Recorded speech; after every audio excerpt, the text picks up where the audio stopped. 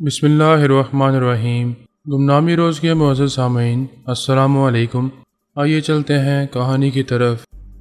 وہ ناکام ہو کر اس آخری اہلکار کے اندر پہنچ گیا تھا۔ میرے اندر رہ کر یہ دیکھ چکا تھا میں کس درخت کے قریب اوندا پڑا ہوا ہوں۔ وہ درخت میرے بالکل قریب تھا۔ میں فوراً ہی اٹھ کر دوڑتا ہوا اس کے پیچھے جانے لگا۔ ایسے وقت اس نے اپنے اہلکار کے ذریعے گولی چلائی۔ وہ گولی میرے شانے کی ہڈی کو نقصان پہنچاتی ہوئی گزر گئی۔ میں اپنا توازن قائم نہ رکھ سکا، گھومتا ہوا اس درخت سے جا ٹکرایا۔ گولی چلانے والا میری نظروں میں آ گیا تھا۔ میں نے گرتے گرتے اس پر 2 فائر کیے۔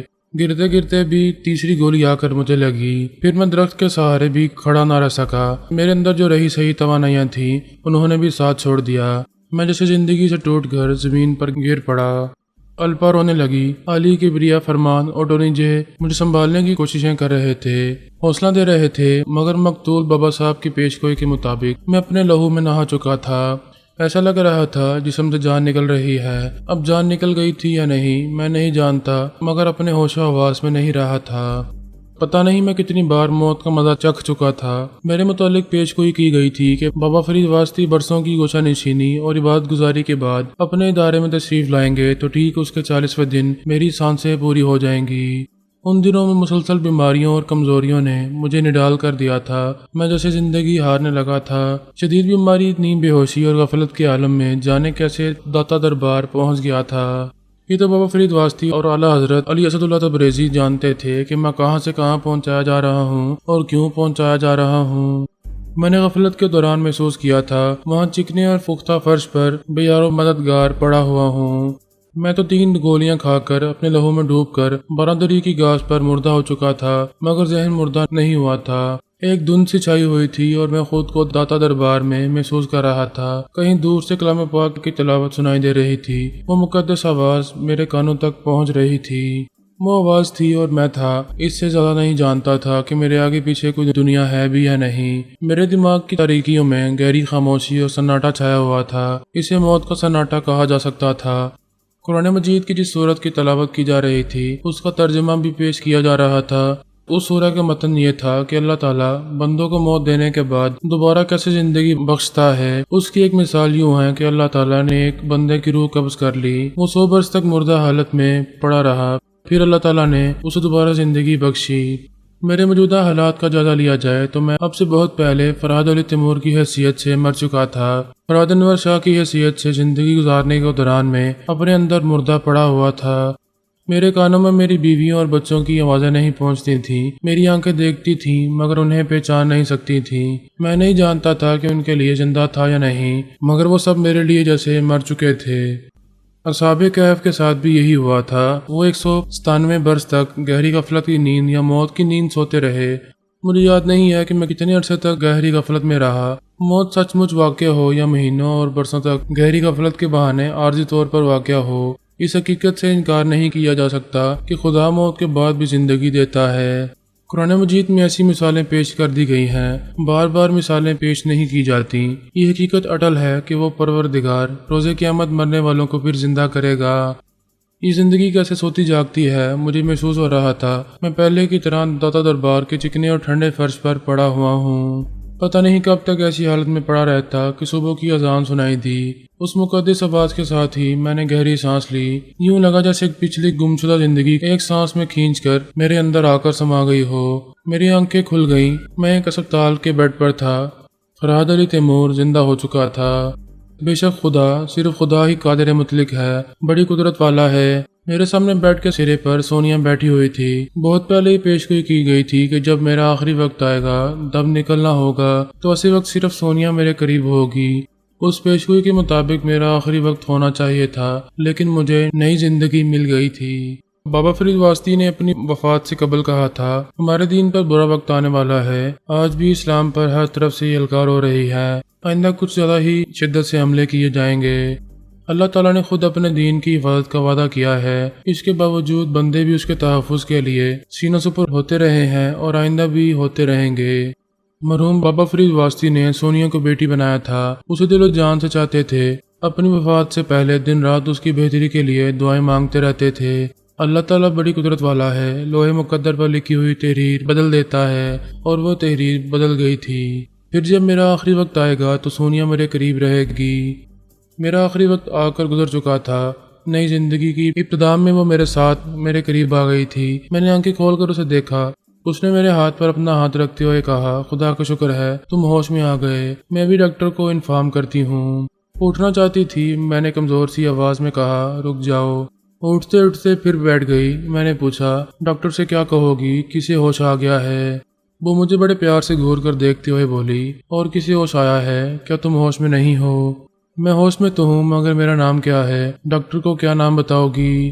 وہ بولی، ڈاکٹر جانتا ہے تمہارا نام فرحت انور شاہ ہے۔ فرحت انور شاہ؟ یہ مسٹر کون ہے؟ اس نے چونک کر مجھے دیکھا۔ میں نے کہا، کمال ہے، تم اپنے مجازی خدا کا نام بھول رہی ہو، فرحت علی تیمور کو فرحت انور شاہ کہہ رہی ہو۔ وہ سن رہی تھی، خوش ہو رہی تھی، مگر بے یقینی سے مجھے دیکھ رہی تھی۔ میں نے کہا، میرے ذرا قریب آؤ، میری طرف جھک جاؤ، میں سرگوشی میں کچھ کہنا چاہتا ہوں۔ وہ قریب آ کر مجھ پر جھک گئی۔ میں دھیمی سرگوشیوں میں ایسی ایسی راز کی باتیں بتانے لگا جو صرف میاں بیوی جانتے ہیں۔ ہم نے تنہائیوں میں جیسا وقت گزارا تھا، اس گزرے ہوئے وقت کی ایک ایک بات سنتے ہی وہ خوشی سے لپٹ گئی۔ وہ پتھر تھی، رونا نہیں جانتی تھی، مگر خوشی کے مارے رونے لگی تھی۔ اس وقت میری خوشیوں کا کوئی ٹھکانہ نہیں تھا، مجھے تو جیسے گم شدہ خزانہ مل گیا تھا۔ مرادیں پوری ہونے پر اللہ تعالیٰ کا جتنا بھی شکریہ ادا کرو کم ہے، پھر بھی میں شکریہ ادا کر رہا تھا، اور اس سے پارس پورس علی کبریا اپنے پوتی پوتے عدنان اور انوچے کے بارے میں بہت کچھ بول رہا تھا۔ وہ بڑے پیار سے مجھے چوم کر بولی، اب زیادہ نہ بولو، خاموش رہو، آرام کرتے رہو، ہمارے سارے ٹیلی پیتھی جاننے والے تمہارے پاس آ کر سوچ کے ذریعے بولتے رہیں گے۔ اٹھ کر کھڑی ہو گئی۔ میں نے پوچھا، کہاں جا رہی ہو؟ کیا تمہیں پانے کی خوشی میں یہ بھول جاؤں کہ ڈاکٹر تمہارے لیے ضروری ہے؟ بس ابھی گئی اور ابھی آئی۔ وہ ڈاکٹر کو اطلاع دینے چلی گئی۔ میں اطمینان کی اور آسودگی کی سانسیں لیتا ہوا چھت کو تک رہا تھا۔ ایسے وقت بازو میں، شانے میں اور پسلی میں تکلیف کا احساس ہوا۔ ذرا سا سر اٹھا کر اپنے زخموں پر لگی ہوئی پٹیوں کو دیکھنے لگا۔ تعجب سے سوچنے لگا، کیا میں زخمی ہو گیا تھا؟ مگر کیسے؟ ڈاکٹر نے کمرے میں آ کر مسکراتے ہوئے مجھے دیکھا، پھر کہا، تھینکس گاڈ، آپ ہوش میں آ گئے ہیں، آپ کیسا محسوس کر رہے ہیں؟ وہ میرا معائنہ کرنے لگا، پھر مطمئن ہو کر وارڈ بوائے سے بولا، پولیس آفیسر سے کہو وہ یہاں آ کر بیان لے سکتے ہیں۔ وارڈ بوائے چلا گیا۔ سونیا کو پا لینے کی خوشی میں اپنے زخموں کو بھول گیا تھا۔ اس کے جانے کے بعد درد کی ٹیسیں اٹھنے لگیں۔ تب پتہ چلا میں ایک زخمی کی حیثیت سے اسپتال میں پڑا ہوا ہوں۔ میں نے ڈاکٹر سے پوچھا، میں زخمی کیسے ہوا؟ کیا یہ پولیس کیس ہے؟ ڈاکٹر نے چونک کر تشویش بھری نظروں سے مجھے دیکھا، پھر پوچھا، کیا آپ کو یاد نہیں ہے اب سے 24 گھنٹے پہلے آپ راوی کے پار بارادری میں زخمی اور بے ہوش پائے گئے تھے؟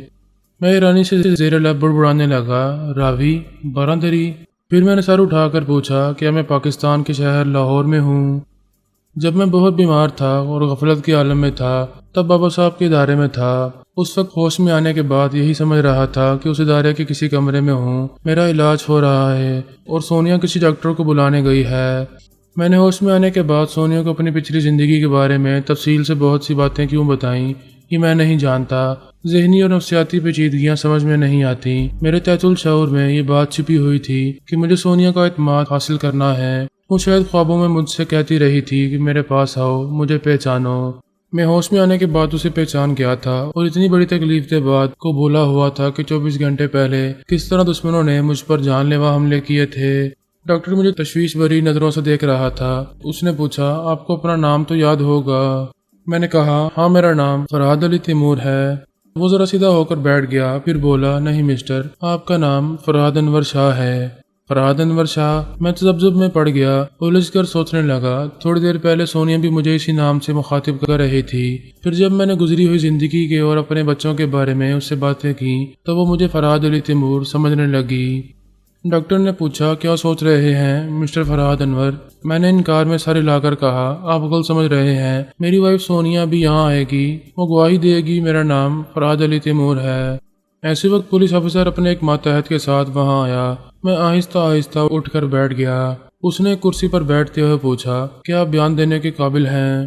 ڈاکٹر نے کہا، یہ بیان نہیں دے سکیں گے، ایک نئی پرابلم پیدا ہو گئی ہے، یہ اپنی یادداشت کھو چکے ہیں، انہیں یاد نہیں ہے کہ اب سے 24 گھنٹے پہلے ان پر جان لیوا حملے کیے گئے تھے۔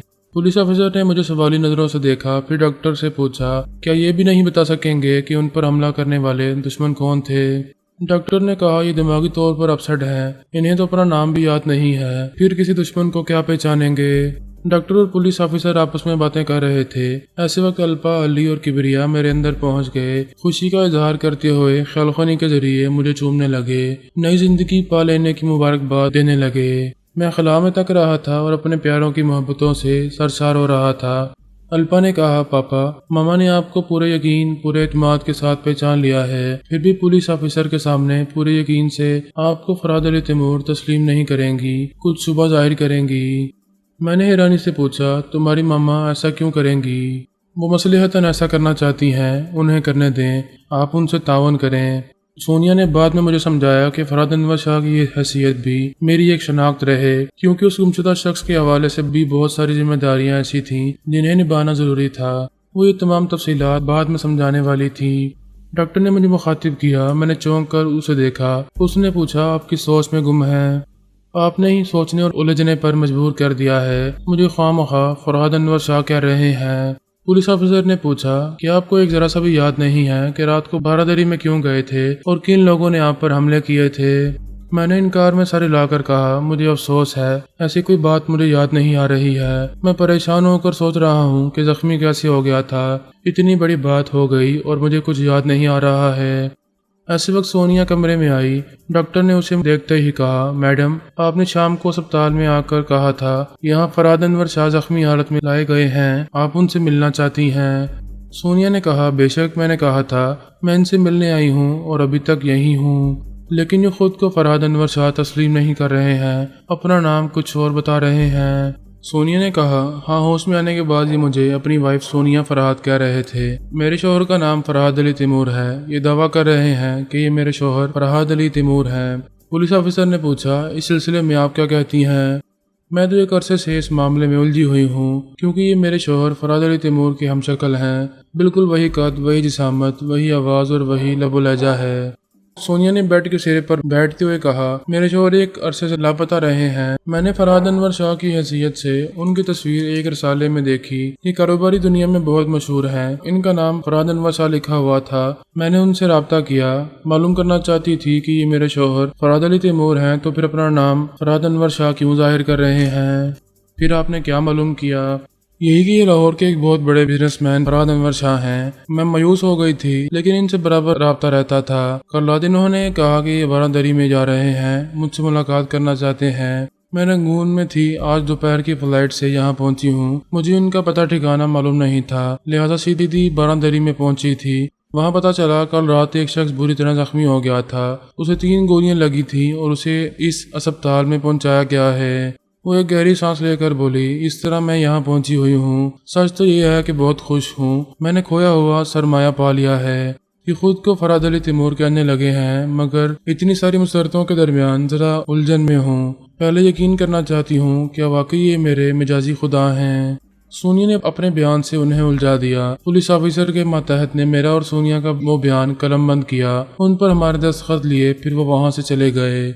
अभी मेरे लिए ये कोई बहुत बड़ा मसला नहीं था कि मैं फरहाद अनवर शाह की शख्सियत को भूल चुका था। मुझे तो नई जिंदगी मिली थी। अपनी बीवी और बच्चों को पाकर फिलहाल सारी दुनिया को भूल जाना चाहता था। डॉक्टर ने सोनिया से कहा, शायद उनके अजीजों को, दोस्त और बाप को मालूम नहीं है कि ये इस अस्पताल में एडमिट हैं। सोनिया ने अपनी जगह से उठकर डॉक्टर से कहा, आप मेरे साथ आएं, मैं कुछ बातें करना चाहती हूँ। वो डॉक्टर के साथ चलती हुई मेरे कमरे से बाहर आ गई। डॉक्टर से कहने लगी, मैंने फरहाद अनवर शाह की वाइफ को फ़ोन पर इत्तला दे दी है, वो यहाँ आने वाली हैं। मैं चाहती हूँ वो तनाई में अपने शौहर के पास जाएं और उससे बातें करें। बाद में उनकी वाइफ का भी बयान लिया जा सकेगा। मैं पिछली रात 10:30 बजे निदा से रुखसत होकर बारादरी की तरफ गया था। अब दूसरी रात के 11 बजने वाले थे। 24 घंटे गुजर चुके थे। उधर निदा आज सुबह से परेशान थी। पिछली रात तो मेरा इंतजार करते करते सो गई थी। सुबह उठने के बाद मुझे ना पाकर उसने फ़ोन के जरिए राब्ता करना चाहा, तो उसे एक ही आवाज़ सुनाई देती रही कि आपके मतलूबा नंबर से फिलहाल राब्ता नहीं हो रहा है। उसकी परेशानी बढ़ती जा रही थी। अचानक तबीयत ने ढाल सी हो गई। रह रह कर सर चकराने लगा। उसने फैमिली डॉक्टर से रुजू किया। लेडी डॉक्टर ने मुस्कुराकर कहा, खामोखा परेशान हो रही हो, मुबारक हो, तुम फिर एक बार माँ बनने वाली हो। ये बहुत बड़ी खुशखबरी थी। पहली बार माँ बनते बनते मेरे बच्चे से महरूम हो गई थी। اب قدرت اس پر ایسے وقت مہربان ہو رہی تھی جب میں وہاں نہیں تھا اور ایک بچہ اس کی کوکھ میں دستک دے رہا تھا۔ پہلی بار ایک بچے سے محروم ہوئی تھی، اس بار اس کے باپ سے محروم ہو رہی تھی۔ وہ اتنی بڑی خوشی میرے ساتھ شیئر کرنا چاہتی تھی، مگر تلاش بسیار کے بعد بھی میری کوئی خبر نہیں مل رہی تھی۔ میں اسے بتا کر نہیں آیا تھا کہ رات کو کہاں جا رہا ہوں۔ اس نے ہیڈ آفس کے مینیجر سے پریشانی ظاہر کی۔ وہ بیچارہ بھی مجھے ہر اس جگہ تلاش کرنے لگا جہاں میں کاروبار کے حوالے سے جایا کرتا تھا۔ یہ بات زیادہ پریشان کر رہی تھی کہ میں اس سے رابطہ کیوں نہیں کر رہا ہوں، اتنی طویل خاموشی کیوں اختیار کی ہے۔ آخر اس نے اور مینیجر نے تھک ہار کر رات 9 بجے مقامی پولیس اسٹیشن میں میری گمشدگی کی رپورٹ درج کرائی۔ اس کے 1 گھنٹے بعد ہی سونیا نے فون کے ذریعے ندا سے رابطہ کیا۔ ہیلو ندا، میں سونیا بول رہی ہوں۔ تم یقیناً اپنے مجازی خدا کے لیے پریشان ہو رہی ہوگی۔ مجھے بھی معلوم ہوا ہے وہ گلبرگ کے ہاسپٹل ہولی کراس میں زخمی پڑے ہیں، فوراً وہاں جاؤ۔ یہ تشویش میں اور پریشانی میں مبتلا کرنے والی اطلاع تھی کہ اس نے سونیا سے کوئی دوسرا سوال نہیں کیا۔ فون بند کر کے فوراً ہی باہر آئی، کار کے اسٹیئرنگ سیٹ پر بیٹھ کر تیزی سے ڈرائیو کرتی ہوئی اسپتال پہنچ گئی۔ کاؤنٹر پر معلوم کیا میں اسپیشل وارڈ کے کمرے میں تھا۔ سونیا مجھے تنہا چھوڑ کر گئی تھی، یہ کہہ کر گئی تھی کہ تھوڑی دیر میں واپس آئے گی۔ ندا کمرے میں داخل ہوئی تو میری حالت دیکھتے ہی ٹھٹک گئی۔ میں نے اسے دیکھا مگر سمجھ میں نہیں آیا وہ کون ہے اور میرے کمرے میں کیوں آئی ہے۔ ادھر وہ مجھے زخموں سے چور دیکھ کر صدمات سے لرز گئی تھی، چیختی ہوئی دوڑتی ہوئی آ کر مجھ سے لپٹ گئی۔ میں نے شدید حیرانی سے اسے دیکھا۔ اتنی تو عقل تھی، اتنی سی بات سمجھ میں آ گئی تھی کہ وہ مجھ سے دیرینہ وابستگی اور گہرا لگاؤ رکھتی تھی، تب ہی اس طرح لپٹ کر رو رہی ہے۔ میں نے کہا کون ہو تم؟ پلیز اپنے آپ کو سنبھالو، سیدھی ہو کر بیٹھ جاؤ اور مجھے بتاؤ تم کون ہو، میرے لیے کیوں اس طرح رو رہی ہو؟ میری یہ باتیں سنتے ہی اس کے ذہن کو ایک جھٹکا سا لگا۔ وہ الگ ہو کر مجھے حیرانی سے دیکھنے لگی۔ پہلے تو ذہن میں یہ بات آئی تھی کیا میں غلطی سے کسی غیر کے گلے لگ گئی ہوں؟ میرا فرحاد زخمی نہیں تھا، وہ صحت مند تھا، اچھی حالت میں مجھ سے رخصت ہوا تھا۔ وہ مجھے غور سے دیکھ رہی تھی، پہچان رہی تھی۔ دل اور دماغ چیخ چیخ کر کہہ رہے تھے وہ دھوکہ نہیں کھا رہی ہے۔ پھر اس نے میرے ہاتھ کو تھام کر کہا آپ کو کیا ہو گیا ہے؟ یہ کیوں پوچھ رہے ہیں کہ میں کون ہوں اور گلے لگ کر کیوں رو رہی ہوں؟ کیا آپ سے گلے لگنے کا میرا کوئی رشتہ نہیں ہے؟ میں اسے سوچتی ہوئی نظروں سے دیکھ رہا تھا مگر ایک ذرا یاد نہیں آ رہا تھا کہ میں نے اسے کبھی کہیں دیکھا ہے۔ یادداشت کے کسی خانے میں اس کی صورت کی ایک جھلک بھی نہیں تھی۔ جس طرح میں اب سے پہلے سونیا اور اپنے بچوں کو بلا چکا تھا، اب اسی طرح ندا میرے دماغ سے اکثر مٹ گئی تھی۔ اس نے بھی یقینی سے پوچھا آپ واقعی مجھے نہیں پہچان رہے یا مذاق کر رہے ہیں؟ پچھلی رات مجھ پر 3 گولیاں چلائی گئی ہیں، میں موت سے لڑتا ہوا زندگی کی سانسیں لے رہا ہوں، ہاسپٹل میں ہوں، کہ ایسی حالت میں تم سے مذاق کروں گا؟ سچ کہہ رہا ہوں اور بڑے افسوس کے ساتھ کہہ رہا ہوں، تم بڑے والہانہ انداز میں ملنے آئی ہو، بڑی شدت سے اپنی محبت کا اظہار کر رہی ہو، لیکن میں تمہیں پہچان نہیں پا رہا ہوں۔ اس نے دونوں ہاتھوں سے چہرے کو اس طرح ڈانپ لیا کہ صرف آنکھیں دکھائی دے رہی تھیں۔ وہ آنکھیں کہہ رہی تھیں کہ صدمات کی شدت سے اس کے اندر زلزلے پیدا ہو رہے ہیں، وہ بری طرح ٹوٹ رہی ہے، بکھر رہی ہے۔ اگر اسے محبت سے سہارا نہ ملا تو ایک دم سے بیٹھے بیٹھے گر پڑے گی اور زندگی ہار جائے گی۔ میری سمجھ میں نہیں آ رہا تھا ایسے وقت مجھے کیا کرنا چاہیے، اس طرح دل جوئی کروں کہ اس کے صدمات کچھ کم ہو جائیں۔ اگرچہ وہ مکمل طور پر اجنبی سی لگ رہی تھی مگر اس کے لیے دل میں ہمدردی پیدا ہو رہی تھی۔ اس نے بڑے دکھ سے کہا میں نے کل رات آپ سے کچھ کہا تھا۔ میں اسے سوالی نظروں سے دیکھنے لگا۔ وہ بولی کل دوپہر میری آنکھ لگ گئی تھی، میں نے خواب میں دیکھا تھا آپ سونیا اور اس کے بچوں کے ساتھ تھے، میں سامنے آئی تو آپ نے مجھے پہچاننے سے انکار کر دیا، اب دیکھ رہے ہیں یہی ہو رہا ہے۔ وہ خواب میں نے آگاہی کے طور پر دیکھا تھا، یا خدا یہ میرے ساتھ کیا ہو رہا ہے؟ آج معلوم ہو رہا ہے خواب اتنے سچے بھی ہو سکتے ہیں۔ وہ پھوٹ پھوٹ کر رونے لگی۔ اس کے رونے کے انداز سے مجھے تکلیف پہنچ رہی تھی۔ میں نے کہا بندے مایوس کرتے ہیں، خدا کبھی مایوس نہیں کرتا، تمہیں حوصلہ رکھنا چاہیے۔ میں یہ بات سمجھ رہا ہوں میرے ساتھ کچھ گڑبڑ ہو رہی ہے، ڈاکٹر اور پولیس آفیسر نے یہ مان لیا ہے کہ میری یادداشت گم ہو چکی ہے اور میں فراد انور شاہ کی حیثیت سے خود کو بھول چکا ہوں۔ میری باتیں سن کر اس نے ایک ذرا حوصلے سے مجھے دیکھا۔ یہ بات اسے دلاسے دے رہی تھی کہ میں ہر جائی نہیں ہوں، اس سے بے وفائی نہیں کر رہا ہوں، بلکہ قدرتی حالات نے مجھے مجبور کر دیا ہے۔ پہلے میں اس کے شوہر کی حیثیت سے کہا کرتا تھا کہ شاید اپنی پچھلی زندگی بھول گیا ہوں، اب بھی یہی کہہ رہا تھا۔ میری یادداشت گم ہو چکی ہے اور میں اسے اکثر بھلا چکا ہوں۔ اس نے مجھے ٹٹولتی ہوئی نظروں سے دیکھتے ہوئے پوچھا، کیا واقعی آپ پچھلی زندگی بھول چکے تھے اور اب وہ زندگی یاد آ گئی ہے، خود کو کسی دوسری حیثیت سے پہچاننے لگے ہیں؟ میں نے ہاں کے انداز میں سر ہلاتے ہوئے کہا، مجھے بچپن سے لے کر اب تک کی پوری زندگی یاد آ گئی ہے۔ میرا نام فرحاد علی تیمور ہے، میری 2 بیویاں ہیں، ایک کا نام آمنہ اور دوسری کا نام سونیا ہے۔ آمنہ سے میرے 2 بیٹے پارس اور پورس ہیں، سونیا سے ایک بیٹی علی اور ایک بیٹا کبریا ہے۔ میری پوتی کا نام انوشے اور پوتے کا نام عدنان ہے۔ یہ باتیں سنتے ہی اس کے حلق سے ایک دردناک راہ نکلی، وہ پھر پھوٹ پھوٹ کر رونے لگی، کیونکہ میں اپنے ان بچوں کو یاد کر رہا تھا اور وہ یہ خوشخبری نہیں سنا پا رہی تھی کہ میرے بچے کی ماں بننے والی ہے۔ اس پر قیامت گزر رہی تھی، وہ شوہر کے جیتے جی ایک بیوی کی حیثیت سے اپنی شناخت کھو رہی تھی۔ دوسرا المیہ یہ تھا کہ اسے ایک ماں کی حیثیت سے فخر کرنے کی سعادت نصیب نہیں ہو رہی تھی۔ وہ ساری دنیا سے کہہ سکتی تھی کہ فرحات انور شاہ کے بچے کی ماں بننے والی ہے، لیکن بچے کا باپ اس اولاد کو کیا پہچانتا جس کی ماں کو بلا رہا تھا۔ وہ رو رہی تھی، خود ہی آنسو پونچھ رہی تھی، اپنا آنچل بھگو رہی تھی۔ اسی وقت سونیا کمرے میں آئی، ندا اسے دیکھتے ہی بستر کے سرے سے اٹھ کر کھڑی ہو گئی۔ سونیا سے بولی، آپ تو شاید کسی دوسرے ملک میں تھیں، میں ایک ہی شہر میں رہ کر اپنے شوہر سے بے خبر رہی اور آپ باخبر تھیں، یہ اس بری طرح زخمی کیسے ہو گئے؟ سونیا نے اس سے وہی باتیں کہیں جو پولیس آفیسر سے کہہ چکی تھی۔ وہ پریشان ہو کر بولی، کچھ معلوم تو ہونا چاہیے، کن دشمنوں نے ان کی جان لینے کی کوشش کی تھی؟ جنہوں نے کوشش کی تھی وہ تعداد میں 4 تھے، میں نہیں جانتی وہاں بارادری میں کیا ہوا تھا، مگر فرحات کی سلامتی کہہ رہی ہے انہوں نے بڑی جیداری سے دشمنوں کا مقابلہ کیا اور ان 4 کو موت کے گھاٹ اتار دیا، لیکن ہوش میں آنے کے بعد یہ بھول گئے ہیں کہ ان کے ساتھ کیا کچھ ہو چکا ہے۔ ندا نے کہا، یہ خود کو فرحاد علی تیمور کہہ رہے ہیں، کیا آپ مانتی ہیں یہ آپ کے شوہر ہیں؟ قدرت منوا رہی ہے اور میں مان رہی ہوں، یہ اپنے ماضی کی، میری زندگی کی، میرے بچوں کی ایک ایک بات مجھے بتا چکے ہیں، یہ ثابت کر چکے ہیں کہ یہی میرے شوہر فرحاد علی تیمور ہیں۔ ندا نے بڑے دکھ سے، بڑی مایوسی سے مجھے دیکھا۔ سونیا نے کہا، تمہیں مایوس نہیں ہونا چاہیے، اگر یہ مجھے پہچان رہے ہیں اور تمہیں بھول رہے ہیں تو اس کا مطلب یہ نہیں ہے کہ تم ان کی شریک حیات نہیں ہو، تمہارا اور فرحاد کا رشتہ آخری سانسوں تک نہیں ٹوٹے گا۔ اس نے احسان مندی سے سونیا کو دیکھا، وہ بولی، میں جلنے کوڑنے والی سوکر نہیں ہوں، تمہارے حقوق تم سے چھیننے کی حماقت نہیں کروں گی۔ یہ پوری طرح صحت یاب ہونے کے بعد پاکستان میں یا کسی بھی ملک میں رہیں گے تو تم ان کے ساتھ رہو گی۔ ندا نے آگے بڑھ کر سونیا کے شانے پر ہاتھ رکھتے ہوئے کہا، آپ کی باتوں سے بہت حوصلہ مل رہا ہے، میں چاہوں گی یہ مجھے پہلے کی طرح پہچاننے لگیں، مجھے قبول کریں، اگر ایسا نہ ہوا تو میں مر جاؤں گی، ان کے بغیر نہیں رہ سکوں گی۔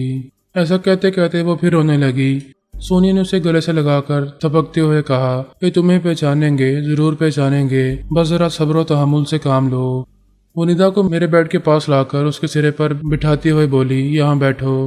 پھر وہ مجھ سے بولی، جس طرح تم ہمیں بھول گئے تھے اسی طرح اب ندا کو بھول رہے ہو، یہ کوئی بہت بڑا مسئلہ نہیں ہے، ہم یاد دلائیں گے اور تم یاد کرو گے تو سب کچھ یاد آ جائے گا۔ میں نے پوچھا، کیا تم چاہتی ہو میں خود کو فرحاد انور شاہ بھی تسلیم کر لوں؟